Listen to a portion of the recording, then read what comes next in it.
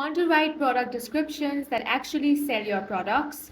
First, know exactly who you're talking to. Picture your ideal customer, their needs, desire, and language, and write directly to them. Next, focus on benefits over features. Instead of listing specifications, say how your product transforms their life. Swap 10 amps capacity for keeps you fuel through back-to-back meetings.